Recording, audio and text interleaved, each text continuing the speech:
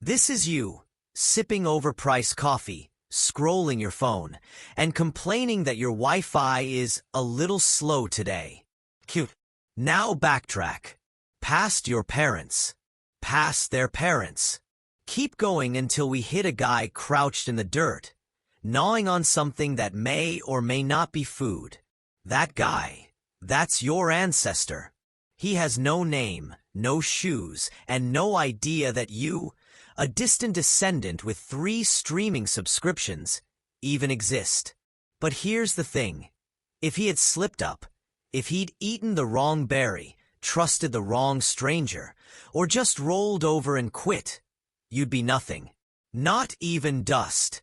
You're not here because you're special. You're here because generation after generation of desperate humans got lucky, stayed stubborn, and didn't die in places that had no business supporting human life. So let's take a look at how close you and your ancestors have come, over and over again, to living in cities that basically screamed, "Please, don't build here." We're going to rank 5 of the dumbest, deadliest, or just plain miserable attempts at urban life. Places that defied common sense, geography, and biology. We'll go from unpleasant but survivable to better start chiseling your name into a tombstone with a spoon. Let's get right into it. Number 5. Cahokia. The Muddy Pyramid Scheme, 1050 to 1350 CE. On the banks of the Mississippi, just across from today's St. Louis, rose the city of Cahokia, the largest pre-Columbian settlement north of Mexico.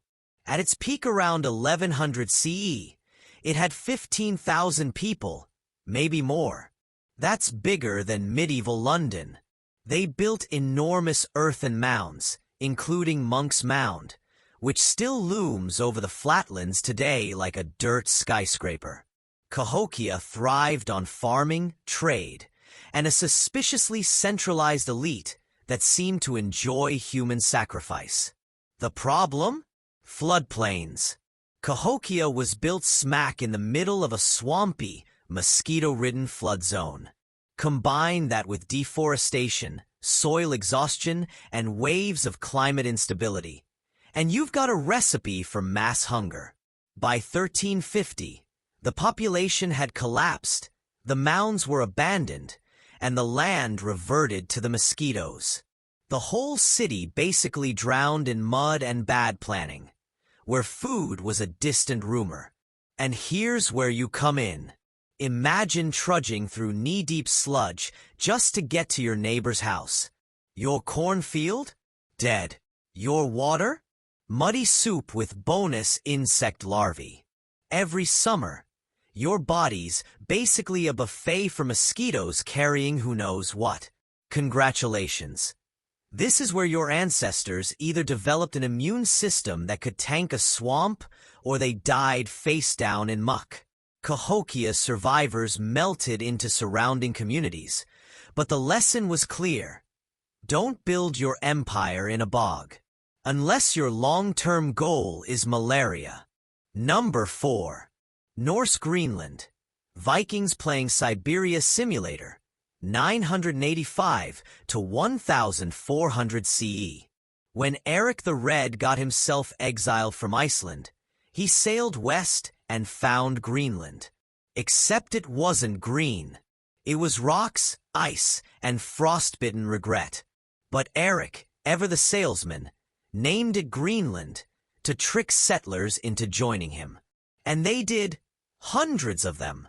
They built farms, churches, and even exported walrus ivory back to Europe. For about 400 years, the Norse Greenlanders clung to their icy colony. But they refused to adapt.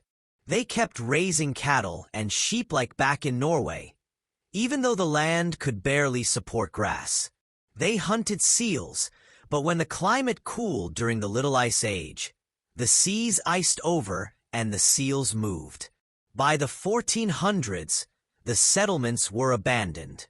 No one knows if they starved, froze, or sailed off to die somewhere else. The last records are haunting. A wedding in 1408 and then silence. So picture this. You're hacking at frozen turf, praying it'll grow enough hay to keep your cow alive through winter. Spoiler, it won't. You're chewing on boiled shoe leather while your neighbor brags about his walrus tusks. The church bells still ring, but everyone's teeth are falling out from malnutrition. Good luck making it to spring. Lesson learned? Don't pretend you can out-stubborn the Arctic. Greenland didn't kill the Vikings outright. Their refusal to adapt did. Number 3. Chan Chan, sandcastle capital of the world, 900 to 1470 CE. On Peru's north coast lay Chan Chan, capital of the Chimu Empire.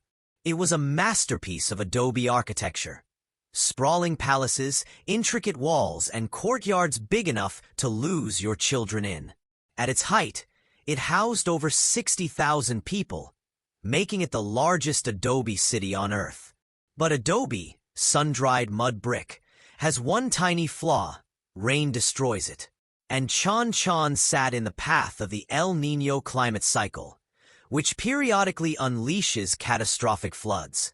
Entire neighborhoods would literally melt. Add in the fact that the Inca eventually conquered the Chimu in the 1470s, and the once glorious sandcastle capital dissolved back into the desert. Today it looks like a half-erased doodle. Imagine living there. Every time the sky clouds over, you panic. Your house? Basically a giant mud pie. You spend your days patching walls that sag like wet cardboard. The streets are dust when it's dry, mud rivers when it rains. And oh yeah, water had to be funneled in through fragile canals from miles away. Break the canals, and the whole city goes thirsty. Chan Chan shows what happens when you build the world's biggest metropolis out of the same material kids use at the beach. Impressive, yes. Sustainable? Hell no. Number 2. Centralia, Pennsylvania. The town that became hell, 1962 present. Centralia was a small coal mining town in Pennsylvania, founded in 1866. For a century, it looked like your typical working-class community. Churches, taverns, families. Then in 1962, a landfill fire spread into abandoned coal seams underground. The coal caught fire, and it never stopped burning. The ground cracked open, belching smoke and carbon monoxide. Streets caved in.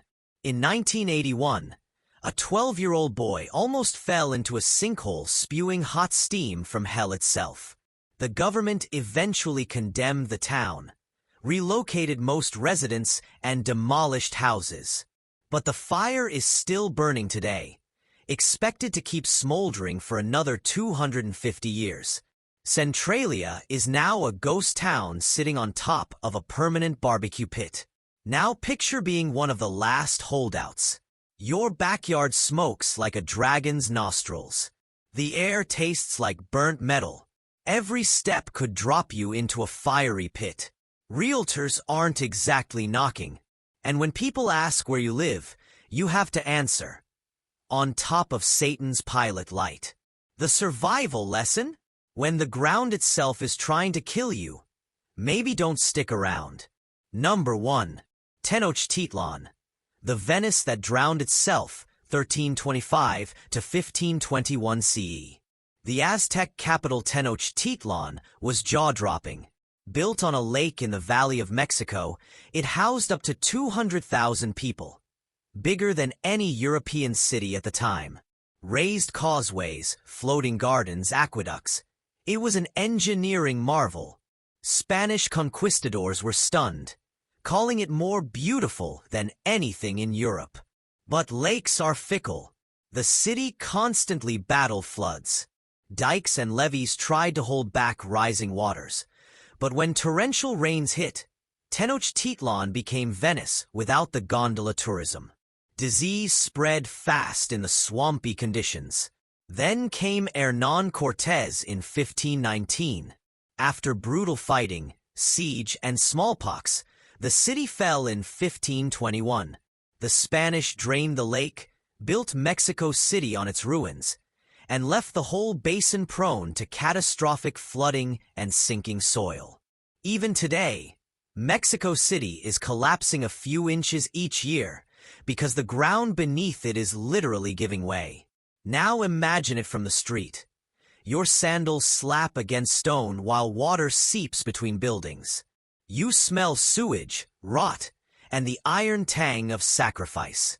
You haul water from the lake, even though the lake is also drowning your neighborhood. The markets are packed, but a single storm can turn your entire city into a drowned carcass.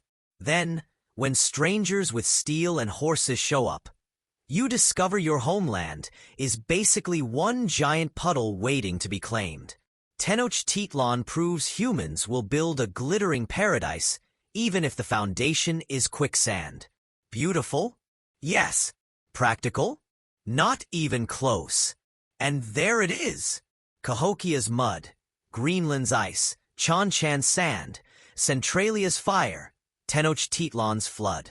Mud, ice, sand, fire, flood. Basically the world's least fun obstacle course. Your ancestors either dodged all this or clawed through it long enough for their genes to stumble into you. You're not here because they lived comfortably. You're here because they survived misery, disaster, and cities that were basically death traps with good branding. So the next time you complain about your slow Wi-Fi, remember, at least your floor isn't collapsing into an underground coal fire. History's greatest survival lesson? Humans will build anywhere, swamps, deserts, fire pits, lakes, and somehow, against all odds, idiots like us keep surviving.